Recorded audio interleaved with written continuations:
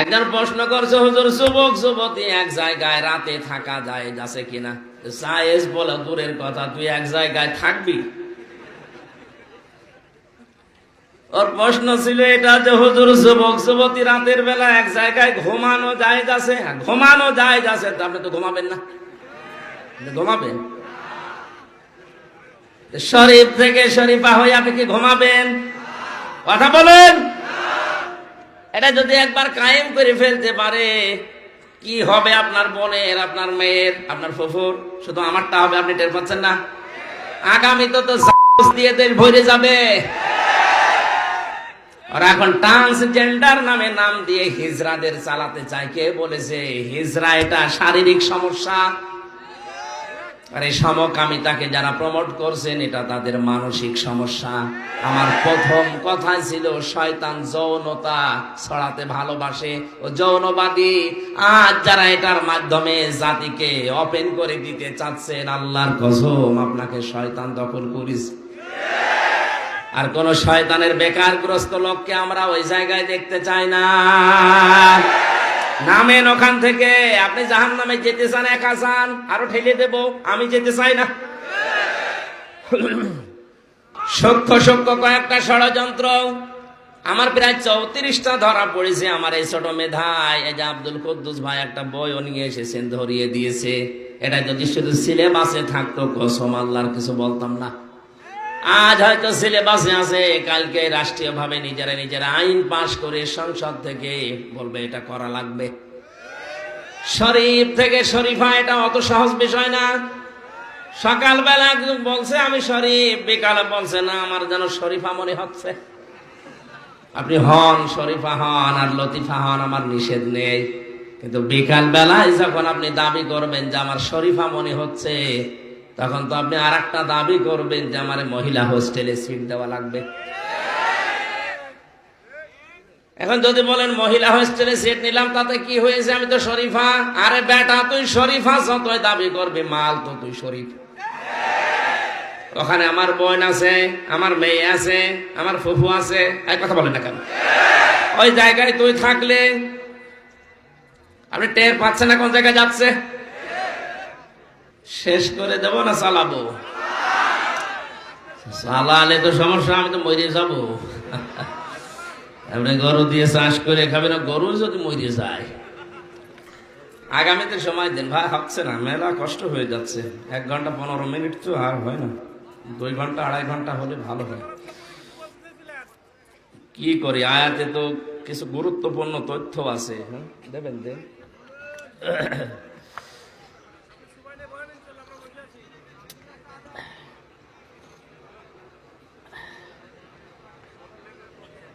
ঠিক আছে। 3টা বছর আসলে ভেতরে ছিলাম, তো এক ঘরের ভেতরে আমরা ছিলাম তালাবদ্ধ। একেবারে 24 ঘন্টা ফাঁসির কন্ডেন্স ছিলি। খাবার দাবার ভালো না, চিন্তা টেনশনে ভেতরে সব ফাঁপা হয়ে গেছে। স্বাভাবিক হতে কিছুদিন সময় লাগবে। মনে করলাম আরো কিছুদিন পরে অনুষ্ঠানগুলো শুরু করি। মানুষ যে মুরব্বী মানুষ বলে হুজুর হাত চেপে ধরে, কি করি, বাধ্য হয়ে আসি। শরীরও কটল করে না, এই গলাও সাপোর্ট করে না, শেষে কষ্ট হয়ে যায়। ওনারা যাওয়ার সময় আমার এই জেলখানা থেকে লিখিত এই 2টা বই, ওই দাম্পত্য সমস্যা এবং সমাধান, এটা মেয়েদের জন্য আর পুরুষদের জন্য আছে। 2টা আছে, স্টেজে পাওয়া যায় মাত্র কয়টা, 200টা পিস আছে। যাওয়ার সময় নিয়ে ওনাদের উপহার দিয়ে, কাজে লাগবে। পরকীয়া প্রেমে যারা লিপ্ত আছে, বইটা পড়লে আমার বিশ্বাস তারা ফিরবে, যদি মানুষ হয়। আমি কোরআনে কারিমে আমার সামনে আল্লাহর কসম, আমি হাদিস থেকে বলছি, কোন মহিলা যদি মারা যায় আর ওর স্বামী যদি এরকম বলতে পারে না আমার স্ত্রী কিন্তু আমার মন মতোই ছিল, বিশ্ব নবী বলেন ওর জীবনে যদি শিরিক বেদাত কবিরা গুনাহ এগুলো না থাকে, আমার আল্লাহ তার এমনি মাফ করে দেবে। স্বামীর সাক্ষ্যটা এত বড় দামি জিনিস। অনেক মহিলা আছে এলাকায় গল্প করে বেড়ায়, এলাকায় সবাই আমারে ভালোবাসে, শুধু খোকার বাপ আমারে দেখতে পারে না। তোর এলাকার সবাই ভালোবাসার দরকার কি? তোর খোকার বাবা যদি দেখতে না পারে, তো সারা দুনিয়া দেখতে পেরে লাভ আছে? তোমার তো মন জয় করা লাগবে খোকার বাবার। কারণ যে 4টা গুণ মেয়েদের ভেতরে পাওয়া গেলে জান্নাতি বলে ঘোষণা আছে, তার 3 নম্বরে স্বামীকে সন্তুষ্ট করা লাগবে জায়েজ পন্থায়। কথা বলে না কেন? তোমার দামাম দুনিয়ার মানুষ ভালো বলে, শুধু খোকার বাবা দেখতে পারে না। কোন কারণে তুমি টের পাচ্ছ না? অবশ্যই তার হক তুমি আদায় করো না। এখানে যারা আছেন স্বামী, মিথ্যা কথা বলবেন না, সত্য করে বলেন। আমিও নিজে এই যে আমার সামনে আমি হাত দিয়ে বলছি, বলেন তো স্ত্রীর উপরে 100% খুশি আছেন কারা কারা? হাত তোলেন।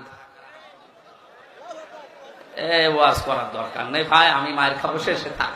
এই এলাকা ভালো আছে আলহামদুলিল্লাহ। এই এলাকায় বিয়ে করা ভালো ছিল না? না, আমারটাও ভালো, অনেক ভালো আলহামদুলিল্লাহ। স্বামী স্ত্রীর মিলন হয়েছে, স্বপ্ন দোষ হয়েছে। এখান থেকে যারা মাসলা নিয়েছে যে অজু ছাড়া কোরআন ধরা যাবে না, না, এই মাসলাটা ঠিক হয়নি। ফেরেশতারা একদিকে পবিত্র আর একদিকে নিষ্পাপ, এই দুইটা চরিত্রের অধিকারী ফেরেশতারা আমার কোরআন স্পর্শ করে, অন্য কেউ স্পর্শ করতে পারে না। আপনি বলেন তো, এই যে কথাগুলো বলা হচ্ছে এ কোরআন কি এইটা? লা ইয়ামাসসুহু, এই যে হোর মারজা ইঙ্গিত কোন দিকে?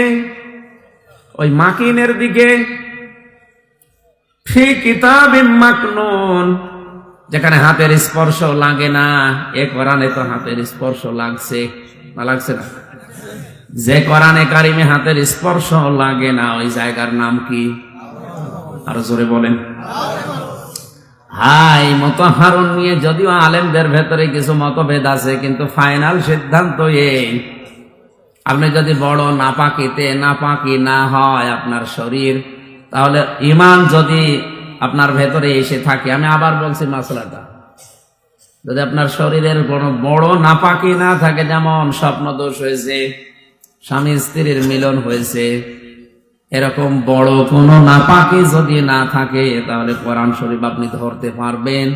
এটা আরবি আছে, এটা বাদ দিয়ে তাফসীর লেখা আছে, ব্যাখ্যা করা আছে, বিশ্লেষণ তাফসীর বিশাল আকারে। যে ভাষায় থাক, আমি কোরআন থেকে কোনো জ্ঞান নিতে চাই, আমার ওজনে আমি ধরতে পারবো না, বিষয়টা এমন না। কথা বুঝতেছেন? এই সূক্ষ্ম একটা কথা আমাদের সমাজে ছড়িয়ে দিয়ে মানুষকে কোরআন থেকে দূরে রাখার একটা পায় তারা, এটা ইহুদি খ্রিস্টানরা বানিয়েছে। আমি আবার বলছি, যদি বড় নাপাকি থাকে আপনার শরীরে, তাহলে আরবি যেটা, ওটা আপনি ধরবেন না। তাছাড়া বাংলায় মনে করেন, ইংরেজিতে, আরবিতে, ফার্সিতে ব্যাখ্যা করা আছে, বিশ্লেষণ দেওয়া আছে, তাফসীর করা আছে, আপনি ধরতে পারবেন না। আপনি জ্ঞান নেবেন কোন জায়গা থেকে? আর একটা মানুষের তো 24 ঘন্টার সব সময় পবিত্র হয়ে অজু করে থাকাও সম্ভব না। এখান থেকে যারা মাসলা নিয়েছে যে অজু ছাড়া কোরআন ধরা যাবে না, না, এই মাসলাটা ঠিক হয়নি। শুধু গাজীপুরে না, সারা দেশে যেটা ছড়ানো, বিশেষ করে ভারতে আরো বেশি, যে কোরআন শরীফ ধরা যাবে না, এটা আলেমদের কাজ, আমার দরকার নেই। এইগুলো ছড়িয়ে শিরিক বেদাত গুলো বাড়ছে। জেলখানায় 3টা বছর যেহেতু এক ঘরের ভেতরে ছিলাম, আমার 170 বারের উপরে শুধু বাংলা আরবিতে শেষ করেছি। আমার মনে হয় যারা 4 থেকে 5 বার জীবনে কোরআন শরীফ মাতৃভাষায় শেষ করতে পারবে, ওরও অনেক কিছু আয়ত্ত হয়ে যাবে। ওকে দিয়ে আপনি পিটিয়েও শিরিক আর বেদাত করাতে পারবেন না। এটা আজ বুঝি না, এখান থেকে দূরে আছি। এই জন্য যে যা বলে মনে করে ওইটা ইসলাম। কথা বুঝতেছেন? এই জন্য শিরিক বেদাত থেকে মুক্ত হতে হলে জাতিকে এইটা তুলে দেওয়া লাগবে। মক্কা মদিনাতে আমি যতদিন ছিলাম প্রকাশ্য শিরিক বেদাত পাইনি। কারণ কি? ওরা জন্মের পরে কোরআন হাতে তুলে দেয়। হিন্দুরা 12 মাসে 13 পূজা করে, 33 কোটি দেবতা তাদের। অন্য জাতিতে যারা আছেন, চ্যালেঞ্জ দিলাম, আপনি যে নাম দিয়েছেন আপনার দেবতা, ওই নাম পর্যন্ত শেষ, নামের কোন গুণাগুণ কার্যকারিতা আপনি দেখাতে পারবেন না। মনে করেন দুর্গা ফসলে বরকত দেয়, দুর্গা রেখে আপনি ফসলের ভেতরে রেখে আসেন, ফসল সহ দুর্গা চুরি হয়ে যাবে। হিন্দু ভাইদের দেবতাদের নাম আছে, কিন্তু নামের কার্যকারিতা কিয়ামতের আগে আপনি দেখাতে পারবেন না। এখন যদি বলেন আমার ধর্মকে আপনি ছোট করছেন না, আপনি বাস্তবে মিলান। আল্লাহ রাব্বুল আলামিন যে নামগুলো নিয়েছেন, নামের সাথে আমরা পরিচিত হয়েছি, গুণাগুণের সাথে। এক সাহাবী নবীজির কাছে আসলেন, নবীজি তাকিয়ে দেখেন তার কাঁধের উপরে একটা মূর্তি, তার নাক ভাঙা, মাটি দিয়ে মূর্তি বানিয়েছে নাক ভেঙে। নবীজি বললেন, তোমার এই দেবতা, এই মূর্তির নাক ভাঙা কারণ কি? লোকটা বলে, ইয়া রাসূলুল্লাহ, এটা আমার মূর্তি না, এটা আমার দেবতা, খোদা। এটা সব সময় আমি সঙ্গে রাখি, না জানি কখন কোন বিপদে পড়ি। বিপদ থেকে বাঁচার জন্য আমি সব সময় সাথে রাখি। হঠাৎ আমার প্রসাব পায়খানার প্রয়োজন দেখা দিয়েছে, খোদাকে নিয়ে তো আর পায়খানায় যাওয়া যায় না। এই জন্য রাস্তার পাশে রেখে আমি কাম সারতে গেলাম, এসে দেখি ওর মাথা থেকে পা পর্যন্ত পুরা ভিজা। মনে করলাম খোদার গা ভেজা, না জানি কোন রহমত বরকতের পানি হবে। জহব্বা বের করে চাটলাম, খাইলাম, দেখে একটা ঝাঁজ কেমন বন্ধ বন্ধ টক টক লাগে। চিন্তা করলাম রহমতের পানি, বরকতের পানি, টক টক লাগবে কেন? আর একদম ঝাঁজ এরকম একটা উদ্ভট গন্ধ কেন? পাশে তাকিয়ে দেখি একটা কুকুর ওর নিচ দিয়ে পানি টপকাচ্ছে। এবার টের পেয়েছি কোন রহমতের পানি। আমার মেজাজ গেল খারাপ হয়ে, ওর দিকে তাকিয়ে বললাম, তুই খোদা না খোদা? তোকের পোশাক থেকে নিজের বাঁচাতে পারো না, আমি বিপদে পড়লে আমার বাঁচা রাখি দিয়ে রাগ করে করে দিয়েছি এক আষাঢ়, ওর নাক ভেঙে গেছে। নবীজি বলেন, আমার কাছে কেন এসেছ? লোকটা বলে, ইয়া রাসূলুল্লাহ, এদের অসারতা, এদের কল্প কাহিনী, এদের মিথ্যাচার, এদের অজ্ঞতা, এদের সব আমার কাছে এখন স্পষ্ট। এরা কিচ্ছু করতে পারে না, বেকার আমি সময় নষ্ট করেছি। আজকে আমি আলোর সন্ধান পেতে চাই, মেহেরবানি করে আমি আপনার কাছে কালেমা পড়তে চাই, পড়িয়ে দেন। আর যারা মানুষ হিসাবে এলাকায় বসবাস করছেন, অন্য জাতিতে যারা আছেন, চ্যালেঞ্জ দিলাম, আপনি যে নাম দিয়েছেন আপনার দেবতার, ওই নাম পর্যন্ত শেষ, নামের কোন গুণাগুণ কার্যকারিতা আপনি দেখাতে পারবেন না। মনে করেন দুর্গা ফসলে বরকত দেয়, দুর্গা রেখে আপনি ফসলের ভেতরে রেখে আসেন, ফসল সহ দুর্গা চুরি হয়ে যাবে। আমি মানিয়ে বলছি। এই যে মোবাইল ঘড়িটা, যদি মনে করেন দুর্গা এটা পাহারা দেয়, আপনি এই ঘড়ি সহ দুর্গা এখানে রেখে চলে যান, সকালে এসে দেখবেন দুর্গাও নেই, ঘড়ি ঘড়ি। আমরা এমন আল্লাহর উপরে ঈমান এনেছি, তার এমন নাম আছে, নামের গুণাগুণ আছে। মহান আল্লাহর যতগুলো নাম আছে, শুধু নাম নিয়েই বসে নেই, প্রতিটি নামের গুণাগুণ এবং কার্যকারিতা আছে। আমাদের ঈমান অনুযায়ী হয়তো আমরা দেখতে পাই না, তাই আমাদের যে আল্লাহ মালিক কয়জন, নাম কত? আমি বললাম না প্রতিটি শব্দ থেকে আমরা শিক্ষা নেব। এবার আসেন শিক্ষাটা কি?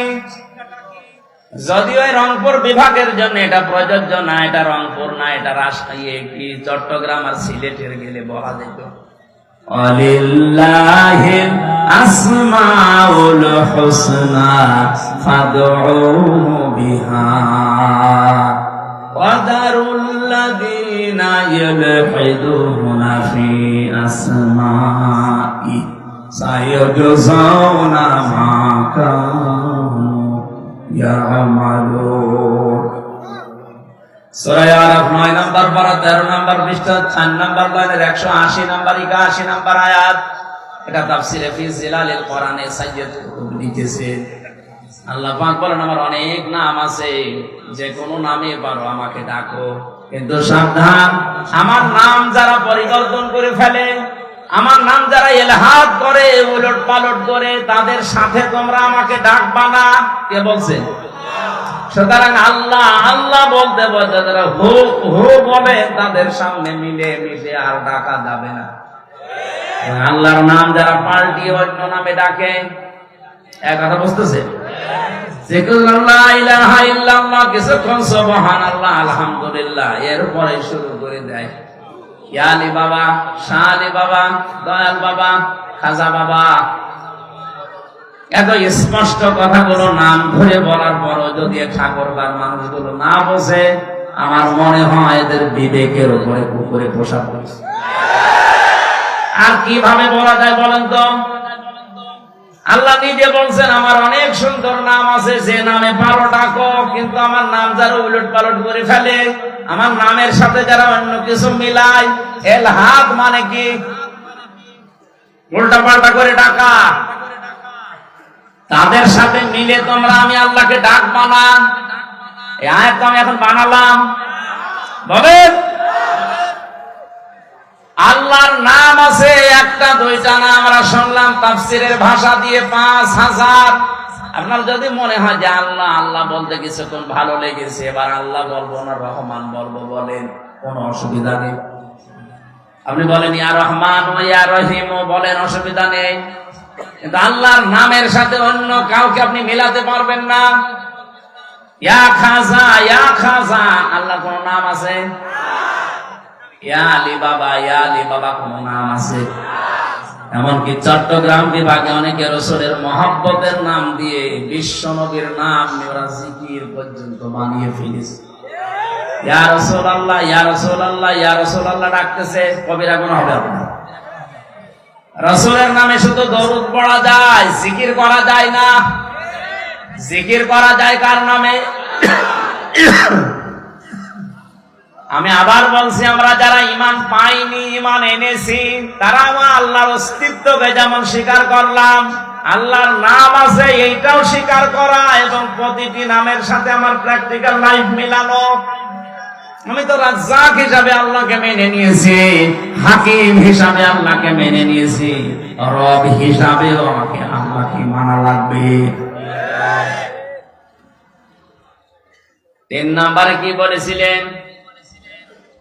অসিফাতিহি, আমি এমন আল্লাহর উপরে ঈমান এনেছি যার শুধু গুণাগুণ নেই, এই গুণের কার্যকারিতা আছে। বিশ্বনবী দেখতে পেয়েছিলেন 60 হাত লম্বা, 36 হাত মোটা করে বানিয়ে রেখেছেন। নাক দিয়ে রূহ দেওয়ার পরে তিনি হাসি দিয়েছিলেন। হাসি দেওয়ার সঙ্গে সঙ্গে যত জার্ম ছিল ভেতরে সব ওই হাসির মাধ্যমে আল্লাহ বের করে দিলেন। হযরতে আদম খুশি হয়ে বলেছিলেন আলহামদুলিল্লাহ। আল্লাহ এত বেশি এই শব্দটার উপরে খুশি হয়েছিলেন ওই সময়, কিয়ামত পর্যন্ত আদমের সন্তান যারা দুনিয়ায় আসবে, ওরা যদি হাসি দিয়ে শরীরের ভেতরে যে জার্ম গুলো আছে এর মাধ্যমে বের হয়ে যায়, ওরাও যেন পড়ে আলহামদুলিল্লাহ।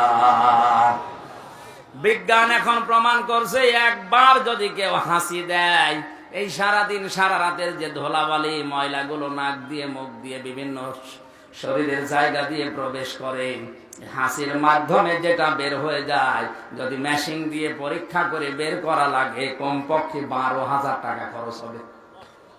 এই জন্যই তো আলহামদুলিল্লাহ বলার জন্যে, এমনকি পাশে যে থাকবে তারে বলা লাগবে ইয়ারহামুকাল্লাহ, তার পাশে যে থাকবে সে বলবে ইয়াহদিকাল্লাহ। সুবহানাল্লাহ বলতে পারেন নাই? কেন বলা লাগে? 1,500 বছর আগে নবীজি আমাদের শুধু শুনিয়েছেন। বিজ্ঞান এখন গবেষণা করে দেখছে একবার হাসি দিলে কত কিছু বের হয়ে যাচ্ছে। হযরতে আদম পড়ে আছে, রূহ দেওয়ার পরে যখন হাসি দিলেন, জান্নাতের ভেতরে সব কিছুই তার ছিল, কিন্তু মনে শান্তি ছিল না। আল্লাহ রাব্বুল আলামিন আদমের মনের কথা ভাবনা বোঝার পরে বাম পাথরের হাড় থেকে একটা নারীকে তৈরি করে তার পাশে বসিয়ে রাখলেন।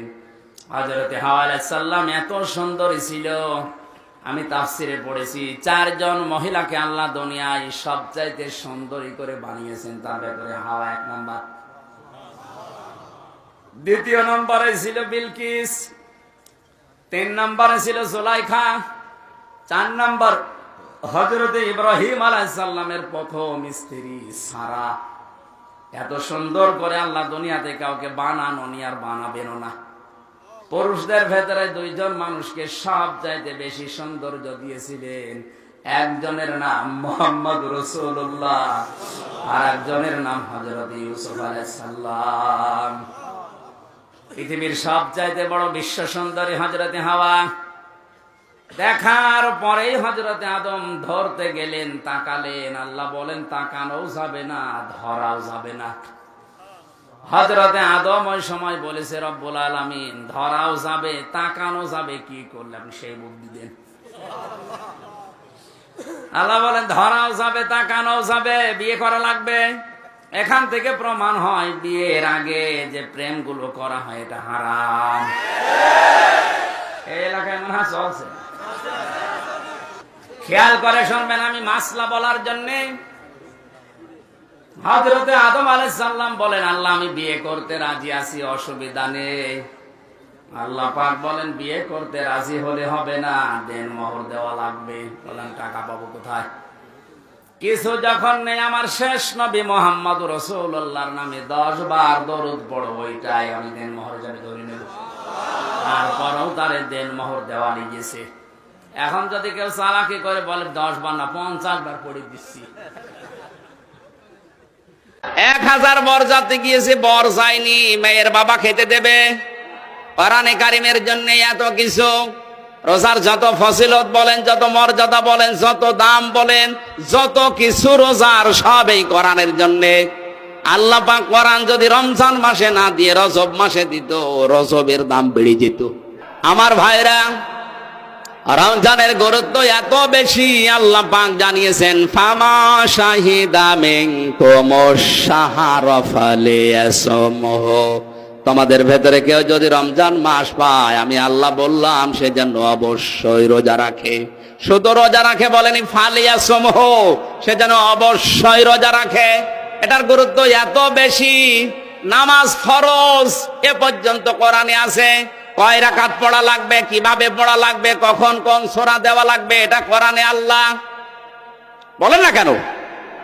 যাকাত ফরজ, যাকাত কতটুকু সম্পদ থাকলে কতটুকু দেওয়া লাগবে, কোরআনে আল্লাহ দেয়নি, এটা হাদিসে আছে। হজ ফরজ, হজের কোথায় কোথায় যাওয়া লাগবে, কোথায় কোথায় না গেলে হজ হবে না, এটা কোরআনে আল্লাহ দেয়নি, হাদিসে আছে। কিন্তু কোরআনে কারিমে রোজার ব্যাপারে বলতে গিয়ে মহান আল্লাহ একটা পুরার রুকুর ভেতরে দিয়েছেন, এখান থেকে শুরু, এই করলে রোজা হয়, এই করলে রোজা ভেঙে যায়। বলেন সুবহানাল্লাহ। এই জন্য গুরুত্বপূর্ণ এবার দানটার সামনে আজকে থেকে যেহেতু শুরু হবে, জীবন চলে যাওয়ার উপক্রম না হলে আপনি এটা ছাড়বেন না, সংশোধন হয়ে যাবেন আজকের থেকে। যেহেতু তাকওয়াবান করার জন্য রোজা আমাদের কাছে এসেছে, আল্লাহ আমাদেরকে তাকওয়া অর্জন করার তৌফিক দিন। বলেন আমিন। বিশ্বনবী জানিয়েছেন কোন মানুষ যদি সত্যি রোজা রাখতে পারে আর রোজা যদি কবুল হয়ে যায়, কিয়ামতের দিন এই নারী পুরুষের জন্য আল্লাহ একটা নিজে আলাদা স্পেশাল গেট বানিয়ে রাখবেন। এখানে যতগুলো গেট আছে মনে করেন যে কোনো গেট দিয়ে আপনি ঢুকতে পারেন। এই যে একটা মাত্র গেট আছে, এখান থেকে সবাইকে ঢুকতে দিচ্ছে না, মাত্র কয়েকজনকে এখান থেকে ঢোকার পারমিশন দিয়েছে। কিয়ামতে জান্নাতে যাওয়ার জন্য কত গেট থাকবে? একটা গেট দিয়ে শুধুমাত্র রোজাদারকে আল্লাহ যাওয়ার জন্য পারমিশন দেবেন, তার নাম রায়্যান। এই মাসে রোজা রেখে এই দরজা দিয়ে প্রবেশ করার যোগ্যতা যেন অর্জন করতে পারি। বলেন আমিন। এ মাসে একটা নফল করলে অন্য মাসে ৭০টা নফল করার সওয়াব হয়। এ মাসে একটা ফরজ আদায় করলে অন্য মাসে ৭০টা ফরজ আদায় করার সওয়াব হয়। এত কিছু যার ওসিলায়, সেই মোল্লার নাম এ কোরআন। যার ওসিলায় সিন্নি খাইলেন, মোল্লা চিনলেন না, সেই মোল্লার নাম কি? বলেন বলেন। 1000 বরযাত্রী গিয়েছে, বর যায়নি, মেয়ের বাবা খেতে দেবে। কোরআনে কারিমের জন্য এত কিছু, রোজার যত ফজিলত বলেন, যত মর্যাদা বলেন, যত দাম বলেন, যত কিছু রোজার সব এই কোরআনের জন্য। আল্লাহ পাক কোরআন যদি রমজান মাসে না দিয়ে রজব মাসে দিত, রজবের দাম বেড়ে যেত। এই কথা বলছেন?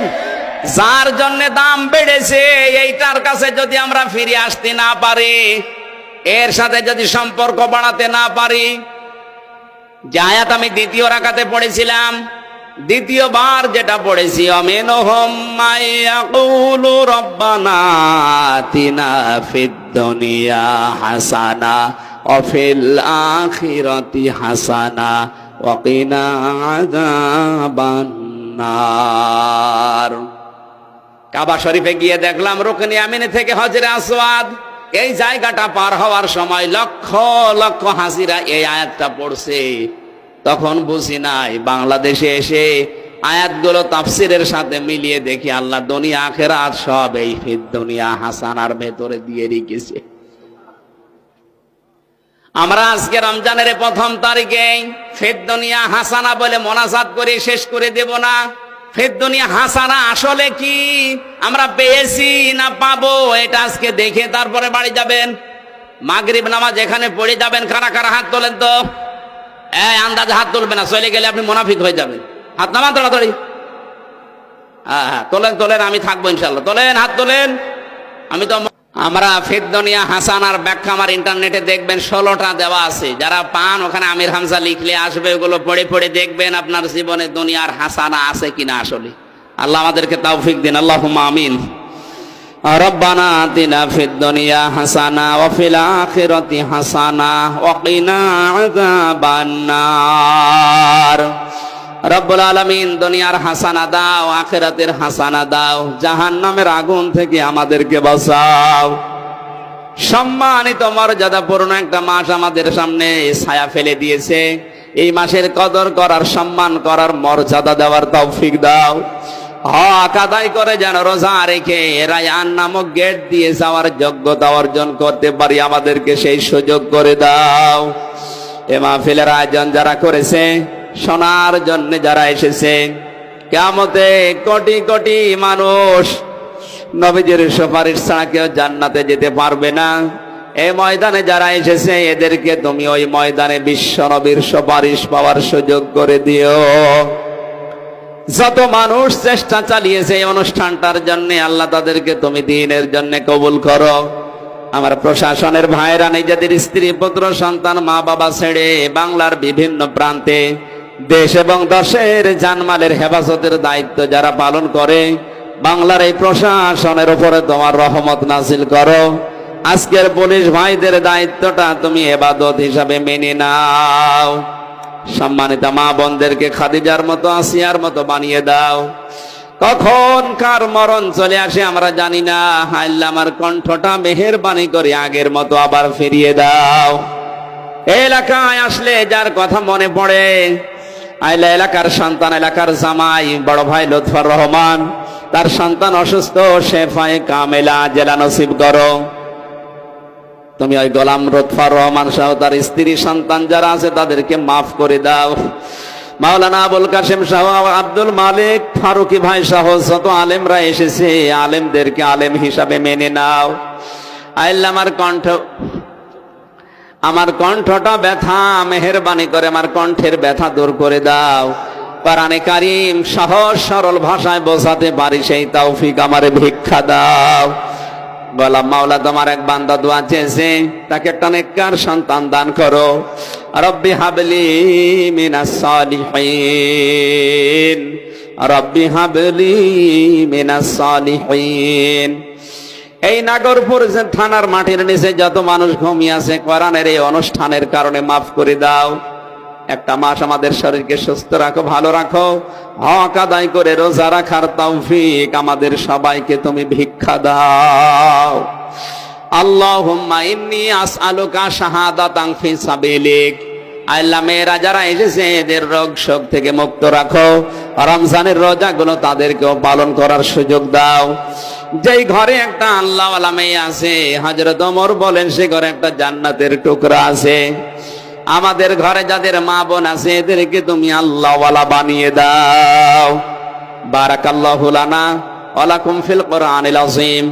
মাহফিলের প্রধান অতিথি বিশিষ্ট শিল্পপতি জনাব মজিবুল ইসলাম পান্নাকে কবুল করো। আল্লাহ যত আলেমে কাশেম, মুফতি মহসিন আল মামুন সহ, মাসুদ হাসান সহ প্রত্যেকটি আলেমকে আলেম হিসাবে মেনে নাও। কখন মরণ আসে জানি না, যখন আসবে যেন পড়ি লা ইলাহা ইল্লাল্লাহু মুহাম্মাদুর রাসূলুল্লাহ। আর 3 মিনিট আছে, এখন ওযু করে আসেন, ওযু করে এখানে দাঁড়িয়ে যান, নামাজ পড়াবো ইনশাআল্লাহ। আসসালামু আলাইকুম। হ্যালো, এখন সালাতুল মাগরিবের আজান হবে। এ জেলার পরে যে মানিকগঞ্জের পরে আরেকটা জেলা আছে, আমি নাম নিলাম না। ওই জায়গায় যে একবার আসরের নামাজ আদায় করলাম, আসরের নামাজ আদায় করার পরে দেখলাম উনি ইমাম সাহেব যিনি আয়াত পড়ছে, ইয়া আইয়ুহাল্লাযীনা আমানুত্তাকুল্লাহা ওয়াবতাগু ইলাইহিল ওয়াসিলা ইলা আখিরি আয়াত। ওহে যারা ইমানের দাবি করো, আল্লাহকে ভয় করো, আর আল্লাহ পর্যন্ত পৌঁছাতে হলে একটা মাধ্যম তালাশ করো, আর এই মাধ্যম হচ্ছে এই জায়গার এই বাবা, খাজা বাবা।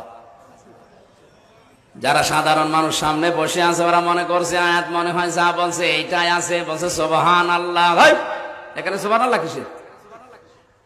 ওসিলা শব্দের ব্যাখ্যা তাফসিরে আছে, জীবনের নেক কাজ দিয়ে যদি কেউ দোয়া করে, আল্লাহ জীবনে আমি এই কাজ তোমার ভয়ে করেছিলাম, যদি তুমি আজকে পারো আমার ওই নেক কাজের ওসিলায় বিপদ থেকে বাঁচাও, তাহলে ওই দোয়া কবুল হওয়ার সম্ভাবনা 100%। এক কথা বলছেন। বিশ্বনবী যে 3 জন যুবকের কথা হাদিসে আমাদেরকে জানিয়েছেন, তারা 3 জনেই কিন্তু জীবনের নেক কাজের ওসিলা দিয়ে দোয়া করেছিল।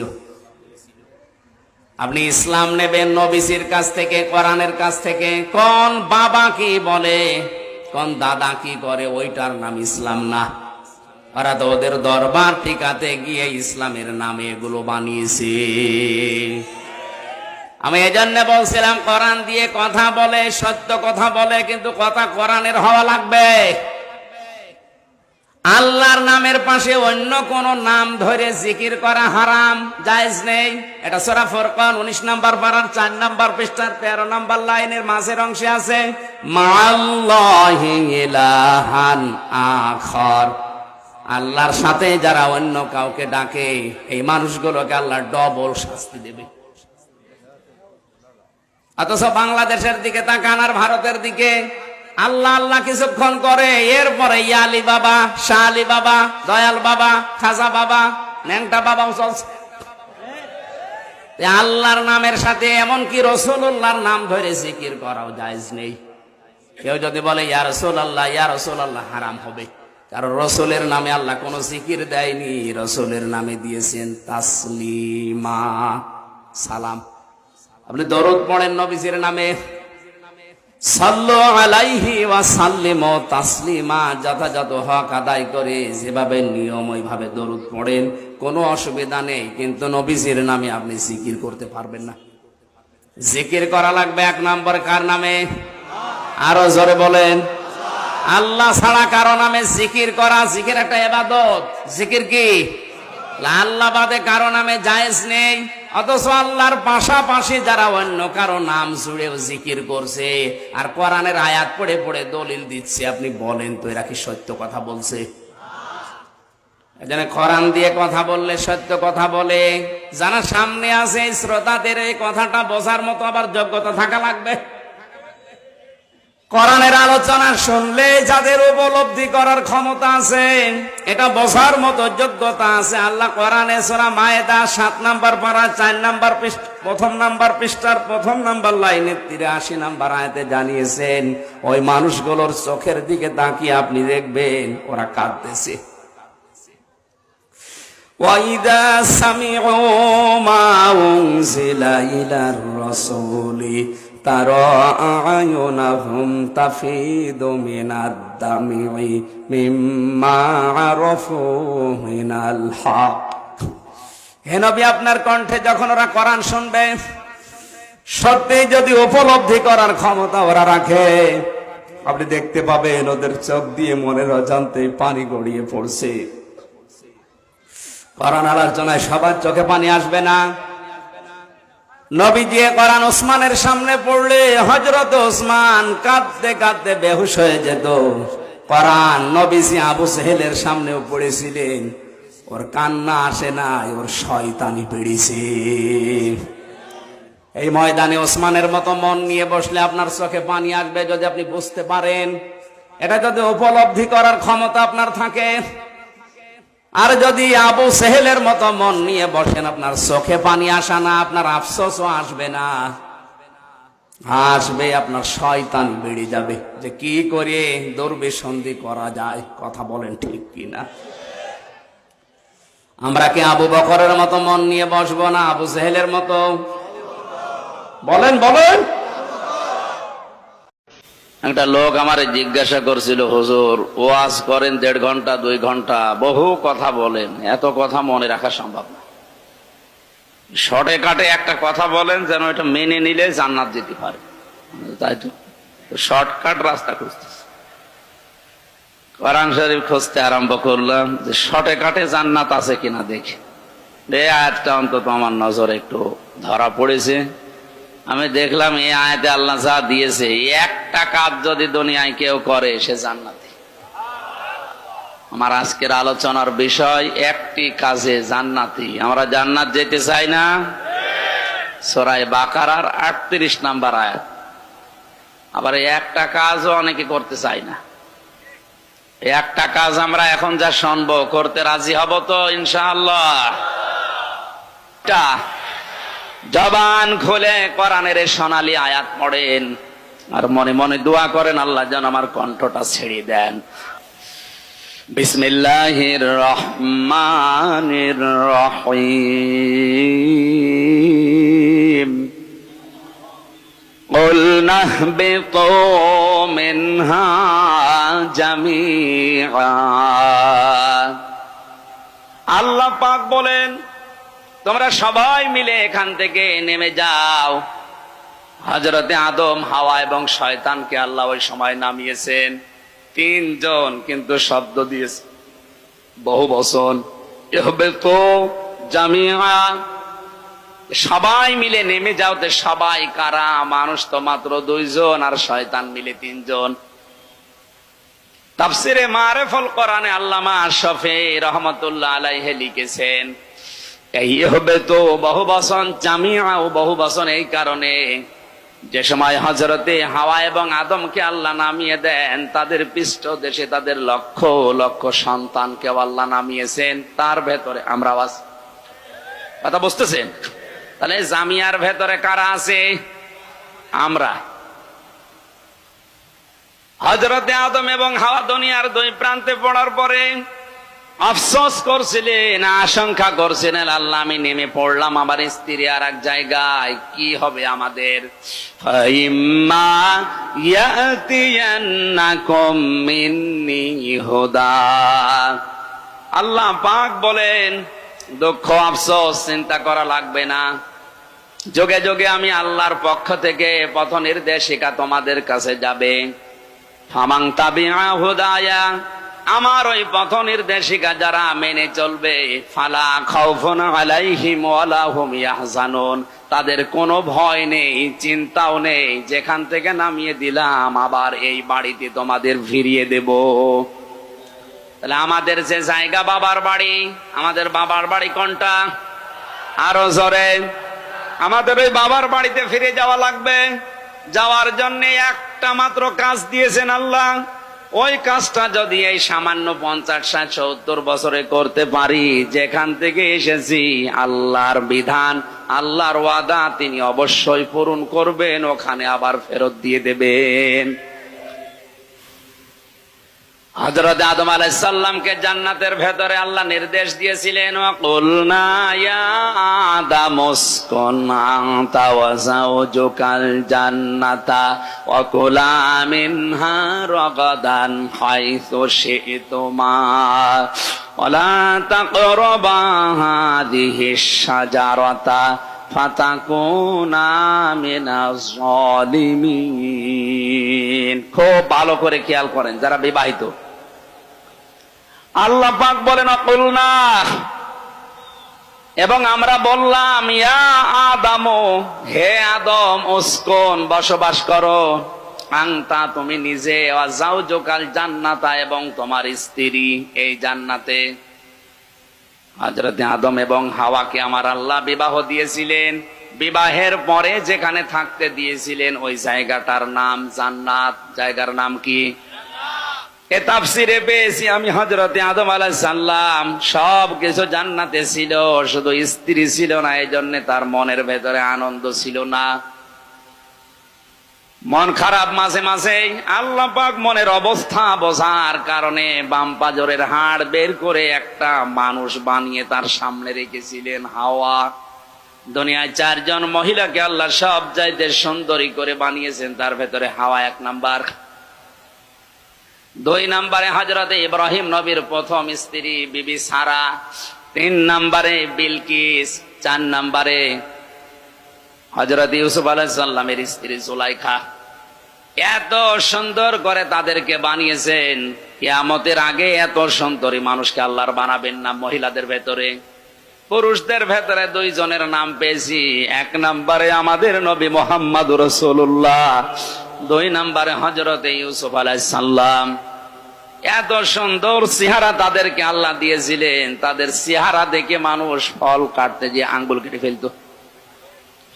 তাহলে নারীদের ভেতরে যে 4 জনের নাম বললাম, প্রথম নাম্বারে হযরতে হাওয়া।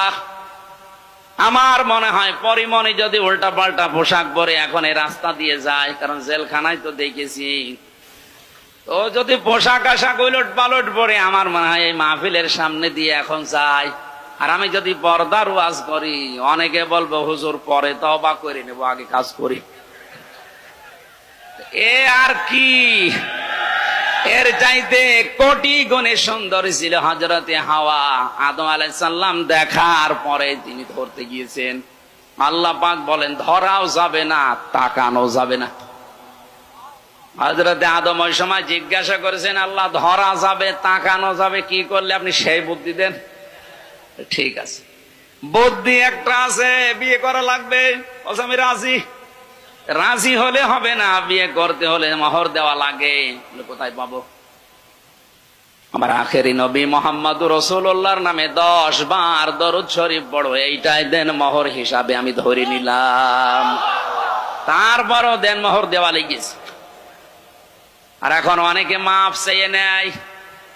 এখানে অনেক আল্লাহর ওলি বসে আছে, আজ পর্যন্ত দেন মোহর দেয়নি, এমনকি বাসর রাতে বলছে মাফ করে দাও। না, মাফ চাইলেও হবে না, আপনাকে দেওয়া লাগবে। হযরত আদম আলাইহিস সালাম বিবাহের পরে আল্লাহ নির্দেশ দিলেন, যাও স্ত্রীকে নিয়ে বা চলে যাও, তুমি নিজে যাও, তোমার বউকে নিয়ে জান্নাতে যাও। জান্নাত আমাদের বাবার বাড়ি। কার বাড়ি? এখান থেকে মাসলা বের হয়, বিয়ে করার পরে বউ নিয়ে যাওয়া লাগবে নিজের বাবার বাড়ি।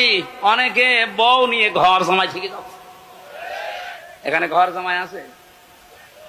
এই যে হাত তোলেন তো দেখি, ঘর জমায় আছে কিনা। আপনার বিয়ে করাচ্ছে একজন,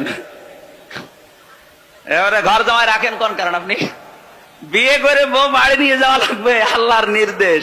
আপনি দেখেন তো মুফাসসির যারা আছে, এই দেখেন, আংতা অজাউজুকাল জান্নাতা, তুমি যাও বউকে নিয়ে, তোমার বউকে নিয়ে জান্নাত, তোমার বাড়ি যেটা ওখানে যাও। বউ নিয়ে বাপের বাড়ি যাওয়া লাগবে, আর ও নিজে সহ থেকে যাচ্ছে। তাওবা করার শর্ত আল্লাহ দিয়েছেন 2টা, আর সময় দিয়েছেন 1টা। ভালো করে ভাব। আলেম যারা আছেন, এতদিন পর্যন্ত আমরা অনেক ভাবে মানুষকে উল্টা পাল্টা কথা বলে ধোকা দিয়ে বোকা বানিয়ে রেখেছি। না, কোরআনে কারিমের সূরা জুমার 24 নম্বর পারার 3 নম্বর পৃষ্ঠার 12 নম্বর লাইনে 53 নম্বর আয়াতে আছে, কেউ যদি তাওবা করতে চায় তাহলে 2টা শর্ত তাকে মানা লাগবে, আর একটা সময় মেনটেন করা লাগবে। এটা যেহেতু বললাম ক্লাস চলছে, জবাব দেবেন এবার। শর্ত তওবার কয়টা? সময়, শর্ত, সময়। এবার মিলান তো আপনার জীবনে এই তওবা কোনোদিন করেছেন কিনা? কোরআনে কারীম দলিল দিচ্ছে, ওয়ানিবু ইলা রাব্বিকুম ওয়া আসলিমু লাহু মিন ক্বাবলি আইয়াতিয়াকুমুল আযাবু সুম্মা লা তুনসারুন। এটা তাফসিরে কাবীরের ভেতরে আল্লামা ফখরুদ্দিন রাজি রহমাতুল্লাহ আলাইহি ব্যাখ্যা লিখেছেন এভাবে, কেউ যদি আল্লাহর দরবারে তাওবা করতে চায়, 1 নম্বরে তাকে তার মনিবের দিকে ফিরে আসা লাগবে। এই শব্দটা শুনতে যত সহজ মনে হচ্ছে, প্র্যাকটিক্যাল লাইফে সেট করা অত সহজ না। ওয়ানিবু ইলা রাব্বিকুম, 1 নম্বরে তার রবের দিকে তাকে ফিরা লাগবে। কার দিকে? ও বাংলার মুসলমানেরা, আল্লাহর দিকে যদি কেউ সত্যিই ফিরে আসতে চায়, জীবনে তার অনেক কিছু ছেড়ে দেওয়া লাগতে পারে। এই শব্দটা অত সহজ না যত সহজে বলছেন। ঠিক, আপনি আল্লাহর দিকে ফিরে আসবেন, আল্লাহর দিকে ফিরে আসবেন, আল্লাহর দিকে ফিরে আসবেন। কথা বলার পরে আপনার কাছে আর সুদ থাকবে না, ঘুষ থাকবে না। এক কথা বলেন না কেন? আপনার কাছে আর বেপরদা থাকবে না। এই শব্দটা শুনতে যত সহজ মনে হচ্ছে, প্র্যাকটিক্যাল লাইফে সেট করা অত সহজ। আল্লাহর দিকে যেই ফিরে এসেছে তাদের জীবনী পড়েন। আমি 500 জনের উপরে জীবনী তাফসিরে আয়াতে পড়েছি। তারা যে ফিরে আসার পেছনে কত শ্রম, কত কষ্ট স্বীকার করা লেগেছে। সূরা বুরুজের তাফসিরে পেয়েছিলাম। আল্লাহর দিকে ফিরে আসলাম এই কথা বলার সঙ্গে সঙ্গে ওই দেশের এই যে তাকিয়া ইউনুস নামে যেই লোকটা, জালিম বাদশাহ, তার মন্ত্রী একজন, যেই বলেছে আমি আল্লাহর দিকে ফিরে আসলাম, তার মন্ত্রিত্ব পর্যন্ত চলে গেছে। আজ পৃথিবীতে কেউ যদি বলে আমি আল্লাহর দিকে ফিরে আসলাম, তার মন্ত্রিত্ব পর্যন্ত চলে যেতে পারে। 2 নম্বরে ওয়াসলিমু, এটা আরো কঠিন। ওয়াসলিমু লাহু, আমি আল্লাহর বিধানের সামনে আত্মসমর্পণ করে দিলাম। এখন থেকে যেখানে যেই বিধান আল্লাহ আমি পাবো ওইটার সামনে স্যালেন্ডার, আমার মন মতো আর কিছু নেই। এই শব্দটা পৃথিবীতে মেনে নেওয়া কত কঠিন, যারা মেনে নিচ্ছে তারা জানে। এই 2টা শর্ত আপনি মানবেন কখন? মিন ক্বাবলি আইয়াতিয়াকুমুল আযাব সুম্মা লা তুনসারুন, ওই আযাব আসার পূর্বেই, যখন আপনাকে আর সাহায্য করা হবে না। বরিশালের মানুষেরা জবাব দেন, মানুষকে সাহায্য করা হয় না কখন? মরণের সময়। কখন? তার মানে মরণের সময় আপনাকে আর সাহায্য করা হবে না। আর মরণ তো আসবে 61 সালে। কখন? বসে আছে উনি, দাঁড়াবে, গ্যারান্টি ওনার আছে। সুতরাং এখনই এই 2টা শর্ত মানা লাগবে যে আমি আল্লাহর দিকে ফিরে আসলাম। এর জন্য যদি দুনিয়ার অনেক কিছু ছাড়া লাগে, আমি ছাড়তে রাজি আছি। 2 নম্বরে আল্লাহর বিধান এখন সামনে যেটা পাবো, আমার নিজের সে বলে কিছু নেই, আল্লাহর কথা, আমার কথা। আসলিমও, আমি ইসলাম গ্রহণ করলাম, তাওবা করে স্যালেন্ডার করে ফিরে আসলাম। এই 2টা আপনি মানবেন ওই সময়ে যখন আপনাকে আর সাহায্য করা হচ্ছে না, তার মানে মরণের সময়।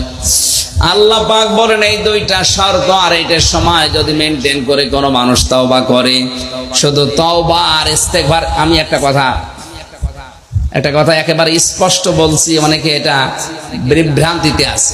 তাওবা আর ইস্তেগফার এটা কিন্তু এক জিনিস না। কারণ তাওবার শব্দ আলাদা, ইস্তেগফারের শব্দ আলাদা। তাওবার শাব্দিক অর্থ, আবিধানিক অর্থ, পারিভাষিক অর্থ আলাদা। ইস্তেগফারের শাব্দিক, পারিভাষিক, আবিধানিক অর্থ আলাদা। এই 2টা জিনিসই আলাদা। ইস্তেগফার গফার থেকে এসেছে, বাবা ইস্তেফাল থেকে। কেউ যদি ইস্তেগফার করে, ইস্তেগফার সব সময় আপনি করতে পারবেন, আস্তাগফিরুল্লাহ, আস্তাগফিরুল্লাহ, আস্তাগফিরুল্লাহ, এর জন্য কোনো শর্ত নেই। কিন্তু তাওবা যদি কেউ করে, তাওবা এত গুরুত্বপূর্ণ একটা বিষয়। তাওবা করলে পেছনের অপরাধগুলো আল্লাহ শুধু মাফ করে দেয় না, ওই জায়গাটা পুরা নেকি দিয়ে পাল্টিয়ে দেয়। আজকের এই ময়দানে এসেছি শুধু আমরা ইস্তেগফার, আস্তাগফিরুল্লাহ করে চলে যাব না, তাওবা করে যাব। আমি এই 33 বছর বয়স আমার, তাওবা যদি সত্যি আজকে ওই 2টা শর্ত মেনে নিয়ে একটা সময় মেনটেন করে আমি এখন করে বাড়ি যেতে পারি, আমার বিশ্বাস করা লাগবে আল্লাহ পেছনের অপরাধ শুধু মাফ করেন নাই, ওই জায়গাটা পুরা নেকি দিয়ে আল্লাহ ভরাট করে দিয়েছে। এটার দলিল হচ্ছে সূরা ফুরকান 73 নম্বর আয়াত। ইল্লা মান তাবা ওয়া আমানা ওয়া আমিলা আমালান সলিহান ফাউলাইকা ইউবাদদিলুল্লাহু সাইয়্যাতিহিম হাসানাত। 2টাই বহু বছর। কেউ যদি তাওবা করে আর ভালো ভালো কাজ করার সিদ্ধান্ত নিয়ে জীবন চালাতে আরম্ভ করে, ওর পেছনের তাওবার কারণে আমি অপরাধ একটাও রাখি না। ইউবাদদিলুল্লাহ, বাদদালা ইউবাদদিলু তাবদিলান ফাহুয়া মুবাদদিলুন, বদল করে দি, পাল্টিয়ে দি, ওই জায়গাটা পুরা ভরাট করে কি দিয়ে, সাইয়্যাতিহিম হাসানাত, গুনার পরিবর্তে নেকি দিয়ে। সুতরাং আজকের এই ময়দানে এসে আমাদের লস হয়নি। এ মুরব্বী যদি সত্যি আজকে এই তাওবা করে নিয়ত করতে পারে যে আমি তাওবা করব, ওনার এই 80 বছরের জীবনের অপরাধগুলো আল্লাহ শুধু মাফ করবে না, পুরা জায়গাটা নেকি দিয়ে পাল্টিয়ে দেবে। এ তাওবা করতে রাজি আছি না আমরা?